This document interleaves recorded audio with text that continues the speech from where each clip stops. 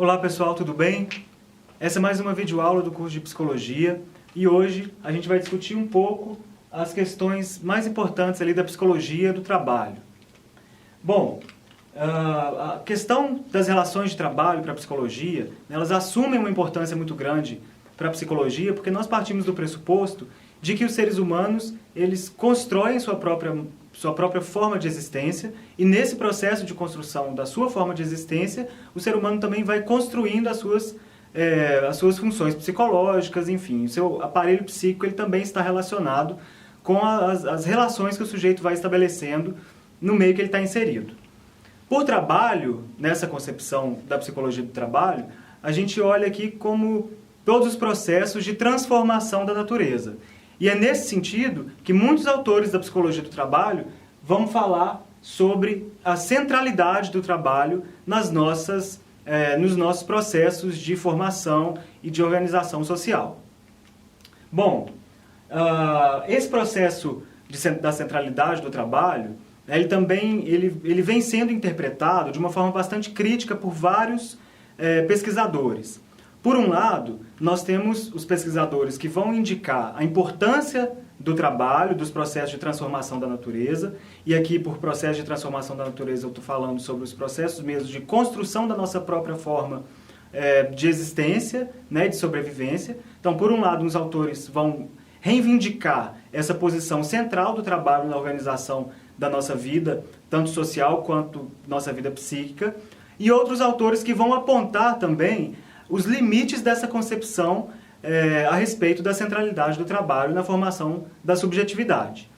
Por que eles vão indicar esses limites? Inicialmente, nós temos uma crítica muito grande em relação à concepção de trabalho, a forma a partir da qual nós entendemos o trabalho na sociedade contemporânea. Uma coisa é a gente interpretar a relação homem-natureza, né, nessa ser humano-natureza, e nessa relação o ser humano transforma a natureza, e isso pode ser entendido como trabalho. E a outra coisa é nós interpretarmos as relações contemporâneas de trabalho e os processos de formação do indivíduo, né? O que a gente vem percebendo é que essa dimensão do trabalho como transformação da natureza, ela vem perdendo um espaço e aquilo que a gente entende como emprego vem ganhando um espaço maior, né? E aí, a partir do momento que a gente está trabalhando com a noção de emprego, a psicologia entra para poder interpretar, para poder compreender os processos de formação do indivíduo dentro das suas relações de trabalho na sociedade contemporânea. E aí é possível indicar uma série de processos que desconsideram aspectos importantes da subjetividade, aspectos importantes aí da formação do indivíduo, né? Bom, ao tomarmos como base esse questionamento a respeito da centralidade do trabalho ou da não centralidade do trabalho, nós temos também uma discussão muito importante que vai dizer a respeito da importância do trabalho na formação dos processos identitários. Qual que é a grande questão aí, né? Nós podemos pensar da seguinte forma: quando nós conhecemos alguém, vamos nos apresentar para alguém, mais do que o nosso nome, nós também falamos qual é o nosso trabalho, com o que nós trabalhamos, né? Então vamos indicar aqui, eu sou Arthur, eu sou professor de psicologia. O fato de eu ser professor, isso atravessa os meus processos identitários e eu me identifico com essa profissão. Essa profissão vai me oferecer elementos que são fundamentais para o meu posicionamento no mundo, para a forma como eu interpreto as relações que eu vou estabelecendo ao longo da minha existência. Então você tem aí uma relação muito próxima entre o trabalho e a questão identitária, né? É óbvio que também para a psicologia a gente começa a discutir também os limites dessa compreensão a partir do entendimento que muitas vezes o trabalho, para além de constituir a subjetividade, os processos identitários, ele também produz sofrimento, né? Então, da categoria professor, por exemplo, nós temos uma quantidade muito grande de professores que sofrem com a chamada síndrome de burnout, né? O que é essa síndrome, né? Ela é caracterizada, né, assim, ela acomete pessoas que trabalham com público, que estão o tempo inteiro em relação com outras pessoas e que são cobradas, né, por todos os lados. Tem que responder metas, tem que saber se relacionar com essas pessoas, né, de uma forma saudável, e nem sempre isso é possível. né? E isso também aparece como uma questão da psicologia do trabalho, né? Quais são os processos aí que acontecem dentro das relações de trabalho do indivíduo que vão provocar, que vão estar relacionadas com o adoecimento desse indivíduo, né? Bom, para falar sobre a questão da centralidade do trabalho, eu coloquei como indicação de leitura no material escrito, e aqui fica novamente mais um convite para que vocês realizem a leitura desse material, porque lá vocês vão encontrar essa discussão realizada de forma muito mais ampla, muito mais profunda, né? Aqui na videoaula eu só vou apontar as principais discussões que aparecem lá, mas o aprofundamento vocês vão ver no texto escrito. E aí, dentro desse entendimento de que é preciso considerar os limites dessa concepção de que o trabalho ocupa um lugar central na vida do indivíduo, nós temos aí as indicações de Lima, 2007, quando ela afirma que a crescente industrialização resultante do modo de produção capitalista ocasionou uma precarização das condições de trabalho, especialmente quando observamos a redução dos postos de trabalho em favorecimento às tecnologias que vêm gradativamente substituindo a mão de obra humana. Bom, essa citação vai indicar para nós claramente que as relações de trabalho no mundo contemporâneo elas estão cada vez mais precarizadas, né? Então, funções que poderiam ser plenamente desenvolvidas por um indivíduo, esse indivíduo sai desse posto de trabalho para dar lugar a essa crescente industrialização. E aí ele vai ocupar uma outra função, ou ele vai ser colocado como reserva de mercado, ele vai ser mandado embora, ele vai, né, entrar ali para as estatísticas de desemprego. Então, como pensar o trabalho como uma atividade central na vida do indivíduo, se nós temos uma sociedade que procura cada vez mais substituir a mão de obra humana por uma mão de obra mecânica, né? Isso é extremamente importante ser pensado pela psicologia. Nessa discussão, né, sobre a crescente industrialização dentro das organizações de trabalho, é fundamental a gente retomar aqui algumas discussões realizadas por esse campo de problemas que vão fazer uma análise sobre esse processo de industrialização, né? E aí a gente tem as discussões da chamada organização científica do trabalho, né, que pode parecer uma discussão muito vinculada à sociologia, enfim, mas a própria psicologia do trabalho dialoga de forma muito próxima com essa discussão, né? A gente precisa de pensar como que a organização do trabalho ela se dá no mundo contemporâneo, para a gente pensar os impactos disso nas vivências do indivíduo, né? Nesse processo, é possível indicar que a organização científica do trabalho pode ser entendido como um processo, né, de reflexão, de pensamento a respeito do processo produtivo. Então, o que a organização científica do trabalho faz? Ela busca apoio, busca ajuda ao campo de conhecimentos científicos para poder identificar formas de aumentar a produtividade dentro das fábricas, dentro das organizações de trabalho, né? A organização científica do trabalho também se questiona acerca dos processos que podem influenciar a produtividade, como os conflitos no interior das organizações, os processos de liderança, motivação, trabalho em equipe, entre outros. Bom, um dos primeiros autores que vão se ocupar aí da organização científica do trabalho é o Frederick Taylor. Quais são os principais questionamentos que ele vai fazer? Primeiro, ele vai buscar encontrar formas para economizar mão de obra, partindo do pressuposto de que se você economiza na mão de obra, você aumenta, você tem a possibilidade de aumentar os lucros na venda da mercadoria. Os cortes, né, dos gastos considerados desnecessários de energia.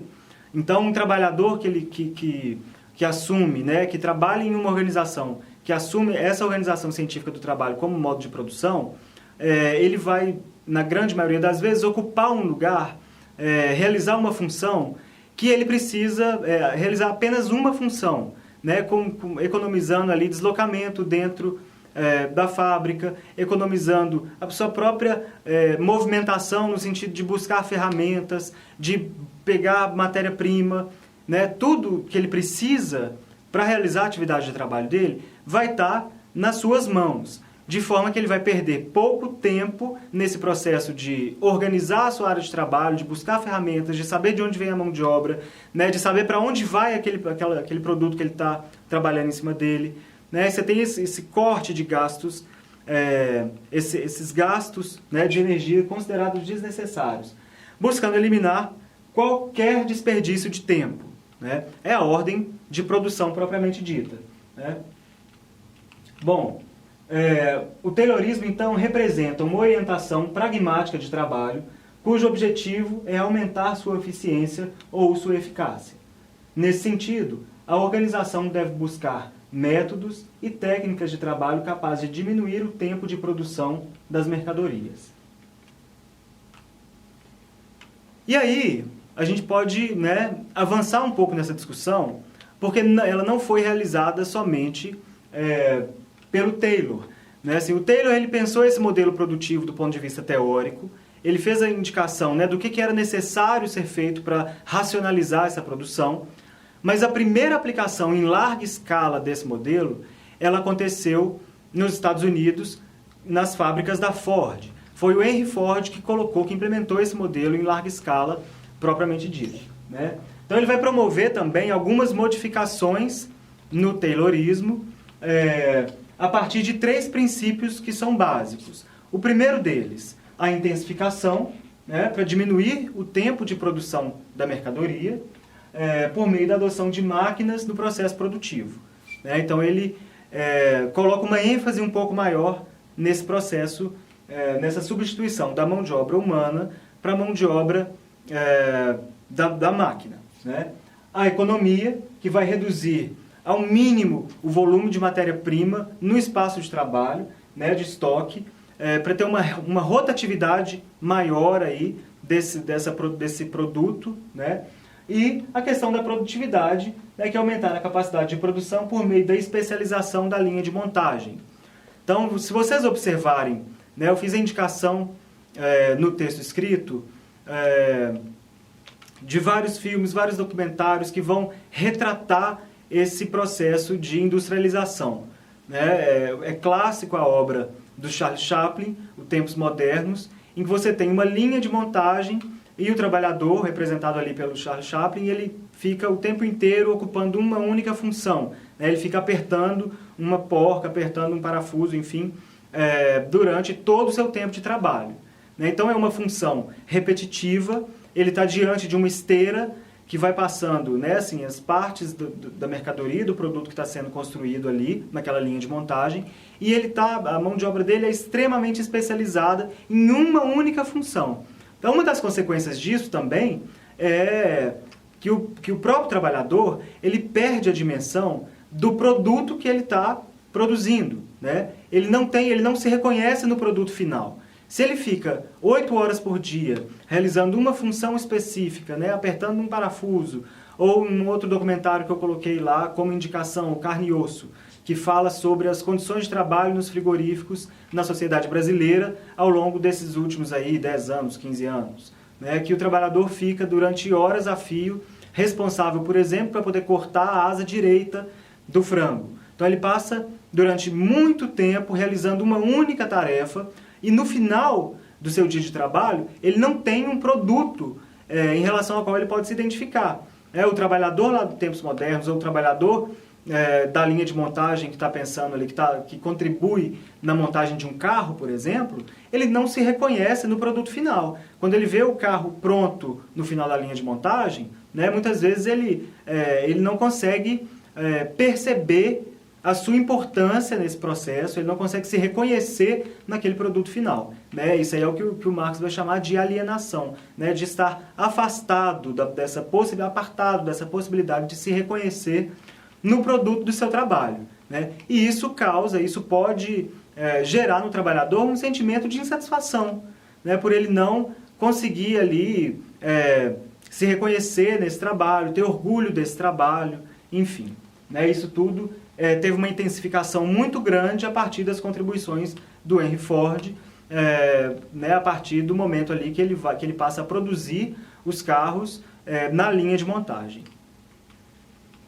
Bom, na psicologia, nós temos então um campo de problemas que vai tratar dessas questões relacionadas à atividade de trabalho, denominado a clínica do trabalho. E aí vocês podem, né, até se questionar, falar assim, poxa, mas o tempo inteiro o professor ficou indicando que a psicologia não pode se reduzir à clínica, que existem outros aspectos a serem trabalhados e etc. E justo na hora de falar sobre o trabalho, ele vai trazer a clínica da atividade, né? Então, assim, vamos com calma. Quando eu falo sobre a clínica da atividade, eu não estou me referindo a um processo, a uma atuação clínica do psicólogo dentro das organizações de trabalho. Muito pelo contrário, né? A clínica da atividade, ela vai colocar os profissionais da psicologia, os profissionais que estão ali no entorno, né, que dialogam com o profissional de psicologia, mais próximos do trabalhador, né? Ele vai colocar o psicólogo do trabalho, ele vai colocar as pessoas responsáveis ali pelos recursos humanos, pela gestão de pessoas, bastante próximos ao trabalhador, bastante próximos a essa linha de montagem, para que o profissional de psicologia reconheça quais são verdadeiramente os problemas que são enfrentados pelo trabalhador, né? Durante muito tempo nós tivemos uma psicologia do trabalho em que o psicólogo esteve apartado das relações de trabalho, né? Ele esteve afastado dessas relações. O psicólogo ele chegava em uma empresa, em uma organização, e ele tinha lá a sua salinha para ele poder realizar os seus atendimentos e ele ficava restrito a esse ambiente, né? Com o desenvolvimento do nosso próprio campo de problemas, a psicologia começou a perceber que não é possível realizar uma psicologia dentro das organizações de trabalho quando o psicólogo se coloca numa posição isolada dos demais trabalhadores, né? Por vários motivos. Primeiro, ele não vai reconhecer as condições de trabalho dos profissionais que estão inseridos naquela organização. E segundo, os próprios trabalhadores podem não sentir segurança em relação ao trabalho desse psicólogo ou esperar desse psicólogo um trabalho estritamente clínico, né? O psicólogo do trabalho, quando ele está inserido em uma organização, ele tem que estar próximo ao trabalhador para perceber quais são as necessidades dele, quais são os elementos que produzem, né, algum sentimento de mal-estar, os sentimentos que vão ali, que estão envolvidos num índice alto de faltas no trabalho, de adoecimento, para que ele possa, junto aos gestores da organização, reivindicar por condições de trabalho melhores, né? E é o que a gente vê muitas vezes, né? Assim, às vezes a empresa ela está preocupada com a produtividade, né? Toda empresa se preocupa com isso, obviamente, e aí ela reivindica do psicólogo, por exemplo, uma capacitação, um treinamento, uma palestra de motivação, algo nesse sentido, né? E aí o psicólogo oferece, por exemplo, essa palestra de motivação ou contrata um profissional específico para trabalhar a questão da motivação, né? Para a psicologia do trabalho, que assume um olhar um pouco mais crítico para essa realidade, essas palestras de motivação, elas não necessariamente vão contribuir para o aumento da produtividade do trabalhador. Por quê? Porque a motivação ela é um processo psíquico interno, né? Ninguém motiva ninguém a fazer nada. A motivação ela é um processo do indivíduo. Um psicólogo dentro de uma organização, ele pode estimular um trabalhador, né, a realizar sua tarefa, a realizar seu trabalho de uma forma específica, mas ele não tem o poder de motivar ninguém. Ninguém tem esse poder, né? Essa questão da motivação, ela deve ser interpretada em relação às condições de trabalho em que o trabalhador está inserido. Não adianta nada nós contratarmos, por exemplo, o melhor palestrante para falar sobre motivação dentro de uma empresa, e ele vai lá, ele fica uma semana, 2 dias, o que quer que seja, né? Ele faz a palestra dele, realiza outras atividades, rodas de conversa, o que quer que seja, para aumentar a produtividade.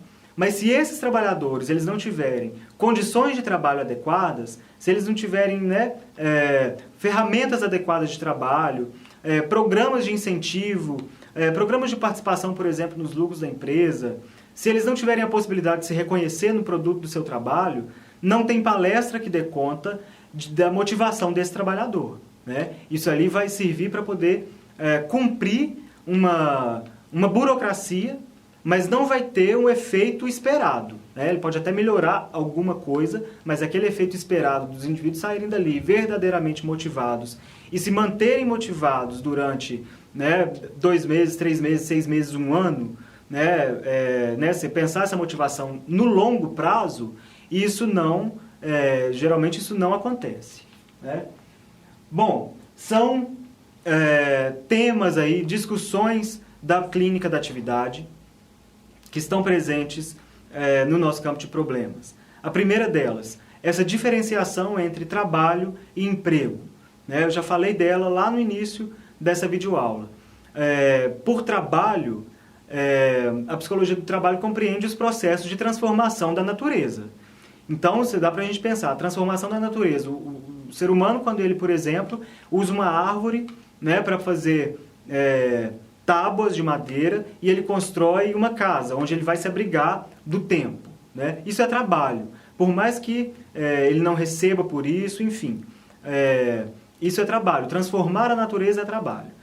O emprego, ele vai estar relacionado aí à venda da força de trabalho, né, para uma empresa, para uma organização, que é o que a gente tem visto na sociedade contemporânea. Então é preciso pensar quando eu estou falando de trabalho e quando eu estou falando de emprego. A psicologia do trabalho, né, ela tem um olhar crítico para as nossas relações, né, dentro das organizações de trabalho, que estão ali regulamentadas pelo Código de Leis Trabalhistas, que vão pensar, né, assim, vai pensar os processos de adoecimento do trabalhador, vai pensar as condições de trabalho desse indivíduo, né? Então o olhar está para o trabalhador que sofre, para o trabalhador que não encontra condições de trabalho que são adequadas para ele realizar o trabalho dele, né? Essas condições, né, na sociedade contemporânea a gente dá o nome de emprego. A ação no trabalho, né, assim, a psicologia do trabalho tem o interesse de saber quais são as possibilidades de agir de um indivíduo dentro da organização de trabalho em que ele está, né? Ele consegue, por exemplo, uma autonomia nos processos de decisão em relação ao trabalho dele ou não, né? Isso vai depender muito do lugar que ele ocupa dentro do organograma da empresa, né? Se ele está numa posição de chefia, né, de gestão, é extremamente importante esse indivíduo ter autonomia nas decisões que ele vai tomar, né? Se ele está numa posição de gestão e ele não tem autonomia para decidir em relação ao seu trabalho ou em relação ao trabalho de outros indivíduos, né, ele ocupa uma posição contraditória dentro da organização, né? Então, o psicólogo que está dentro de uma organização, ele tem que pensar isso, né? Os gestores, os diretores, qual que é o limite da ação desses indivíduos, né? Para o trabalhador que está lá na linha de montagem, que está na ponta, né, que está, por exemplo, na relação com o cliente, ou que está produzindo a mercadoria propriamente dita, qual que é a extensão da ação dele? O que ele pode decidir do seu processo de trabalho e o que ele não pode decidir do seu processo de trabalho, né?